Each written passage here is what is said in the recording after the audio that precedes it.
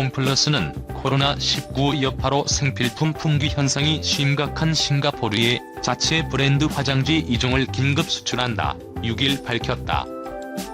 홈플러스는 싱가포르에 본사를 둔 전자상거래 플랫폼 쿠십에 PB-SYMPLUS 화장지와 미용 티슈 초도 수출 물량 2천여 개를 공급했다. 이번에 홈플러스가 수출한 PB 화장지 2종은 큐텐이 지역 오픈 마켓을 운영하는 싱가포르의 온라인 채널을 통해 판매될 예정이다. 싱가포르는 주요 식료품의 90%를 유일하게 육로 교역이 가능한 말레이시아로부터 수입한다. 하지만 말레이시아 정부가 지난달 18일부터 국경을 봉쇄함에 따라 화장지를 비롯한 각종 생필품의 사재기가 벌어지고 있다고 홈플러스는 설명했다. 특히 말레이시아 정부가 당초 지난달 31일까지 보름간 적용할 예정이었던 이동 제한 조치를 오는 14일까지로 연장하면서 싱가포르의 생필품 품귀 현상은 장기화할 것으로 전망했다. 이에 따라 큐텐이 홈플러스 측에 PB 화장지 공급을 제안했고 홈플러스는 이에 응답해 긴급하게 화장지와 미용 티슈 초도 물량 2천여 개를 마련해 부산항에서 컨테이너선에 선적했다. 이범희 홈플러스 경영계획 조정팀 차장은 홈플러스와 큐텐 양사는 이번 초도 물량 수출 이후에도 지속적으로 생수 등 각종 생필품을 현지에 공급하기 위해 협의 중이라고 말했다. 한편 홈플러스는 이번 수출 외에도 미국과 홍콩, 마카오, 중국 등에 PB 상품을 수출하고 있다.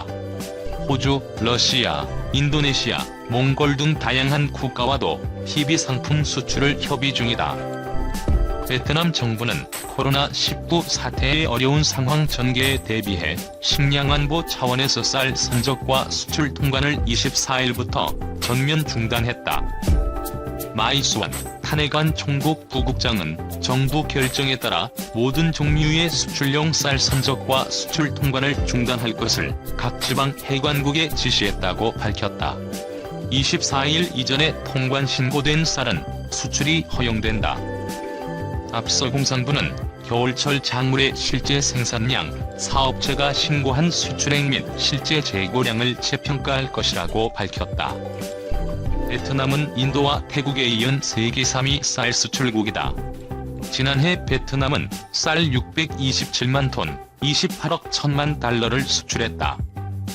베트남 쌀의 최대 수출 시장은 필리핀으로 210만 톤, 다음으로 코트디부아르 58만 톤, 말레이시아 55만 톤, 중국 47만 7천 톤이다. 지난 두 달간 베트남의 쌀 수출은 코로나19의 직간접 영향을 받는 국가로 가파르게 늘기 시작했다. 농업농촌개발부의 보고서에 따르면 올 들어 2월까지 89만 5천 톤, 4억 1천만 달러어치의 쌀이 수출됐다. 이는 수출량과 금액으로 전년 동기 대비 각각 27%, 32.6% 증가한 것이다. 특히 1월 쌀 수출은 모잠비크 5.04배, 중국 2.76배, 앙골라 2.57배 증가했다. 1월 평균 수출 단가도 톤당 478달러로 지난해 같은 기간에 비해 7% 올랐다. 정부의 결정에 따라 농업농촌개발부는 가을철 쌀 재배 면적을 75만 헥타르에서 80만 헥타르로 늘리기 위해 시장 상황을 면밀히 모니터링할 것이라고 말했다. 7일 농림축산식품부가 발표한 올해 1분기 농식품 수출액은 전년 대비 5.8% 증가한 17억 4,300만 달러를 기록했다. 신선부류는 3억 2,900만 달러로 2.7% 증가했다. 가공부류는 14억 1,400만 달러로 6.6% 증가했다. 올해 1월은 출발이 좋지 않았다. 중국에서 시작된 코로나19와 설연휴 영향 등으로 마이너스 10.8%를 기록했다. 2월 0.2%, 3월 5.8% 상승하면서 1분기 상승으로 마감됐다. 신선부류는 1에서 2월에는 감소했지만 3월에 김치, 인삼 수요가 늘면서 상승 전환됐다. 김치는 미국 수출 호주에 3,020만 달러로 19% 증가했다. 인삼은 코로나19 사태의 면역 강화를 앞세워 5,230만 달러로 5.9% 상승했다. 포도와 배도 늘었다. 반면 파프리카, 딸기, 토마토 등은 감소했다. 파프리카와 딸기는 겨울철 예조량 부족 등으로 생산이 감소하면서 수출량과 수출액이 모두 하락했다. 딸기는 코로나19 영향에 따른 항공님 상승으로 수출에 차질을 겪어오다 선박 수출로 전환하면서 수출 감소폭이 줄었다. 가공부류는 가정에서 섭취 및 보관이 쉽다는 장점으로 특수를 누렸다. 라면은 1억 3,210만 달러로 전년 동기 대비 27.5% 증가했다.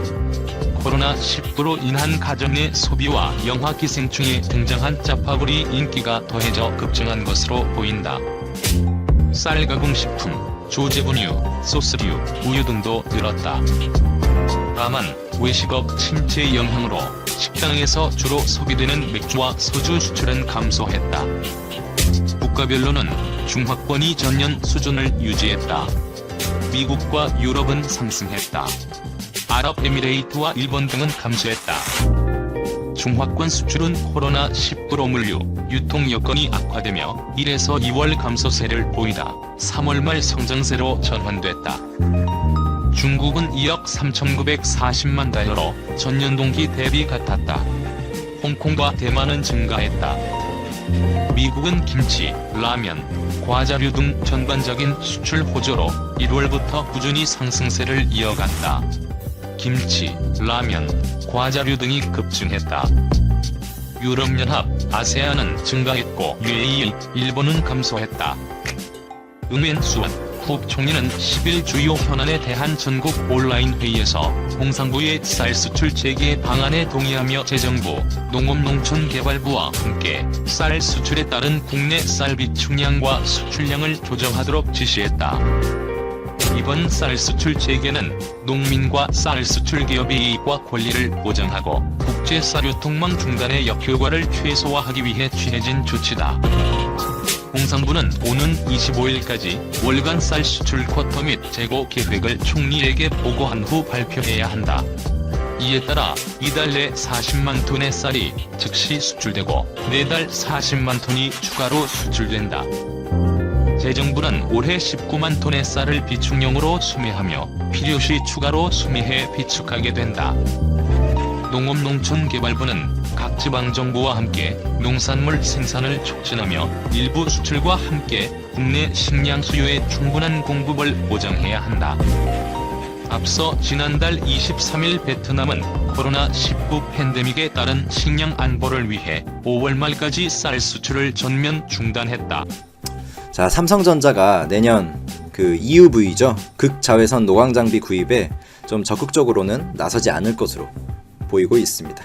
현재 적정한 수의 EUV를 갖췄다는 이야기죠. 장비를 2020년 파운드리와 메모리 반도체 부문 사업 계획에 따라 더 구입할 가능성은 당연히 남아 있습니다.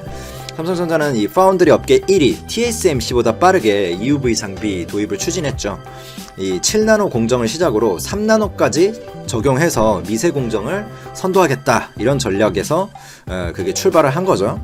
다만 파운드리 사업 부문에서 요구되는 이 EUV 장비 대수를 고려했을 때 적어도 내년까지는 현재 보유한 이 대수 이상으로 더 구입할 필요가 없는 것으로 판단이 됩니다.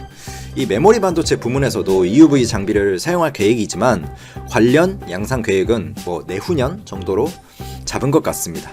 그간 업계 일각에선 내년 삼성전자가 EUV 이 장비 구입을 더 확대할 것이다, 이런 관측이 나온 바 있는데, EUV 장비를 독점 생산하는 네덜란드의 이 반도체 장비 기업이죠. 세계 1위 노광 장비 기업 ASML은 지난 10월 3분기 실적 발표를 통해 내년 총 30대 EUV 장비를 공급할 것으로 예상한다, 이렇게 밝힌 바가 있습니다. 근데 이제 삼성 측에 따르면 파운드리에서 EUV 장비가 그렇게 많이 필요하진 않다고 해요. 최대 10대 정도만 있으면 된다. 그 범위 내에서 이제 순차적으로 구매를 하는 것이다. 공식적으로 말한 건 아닙니다만 들리는 말로는. 그리고 현재로선 EUV 공정의 대량 양산 계획을 내년 하반기 정도로 잡고 있어서 당장 더 필요하진 않다, 이런 소문이 돌고 있네요. 업계에 따르면 삼성전자가 화성 캠퍼스에 들여놓기 위해 ASML로부터 구입한 EUV 장비 대수는 10대 정도입니다. ASML은 이제 올해 총 EUV 장비 공급 대수는 18대라고 밝힌 바가 있습니다.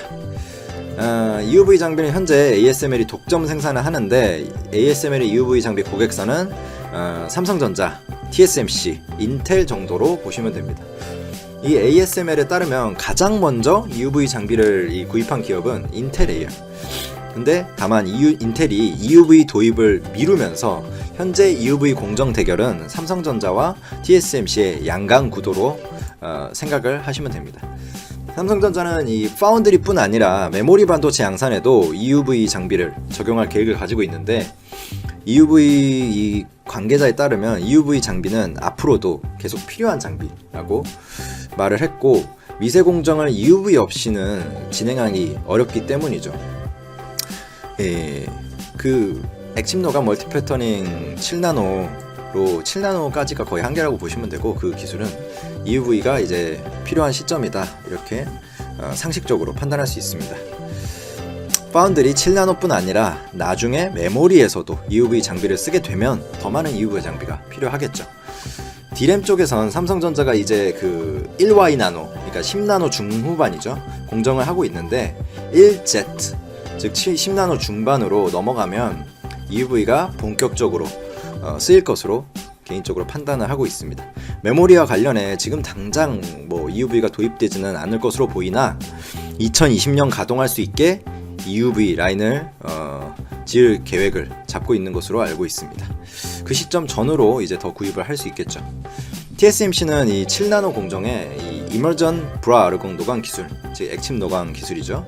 멀티패널 기술을 활용하면서 고객사를 이제 빠르게 확보를 한 상태인데 최근 퀄컴, AMD, 엔비디아 등 고객사의 내년 주문을 이행하기 위해 7나노 공정 테스트를 진행하고 있다고 하네요. 근데 여기에 EUV 장비를 적용한 공정도 포함되어 있는 것으로 알려져 있습니다.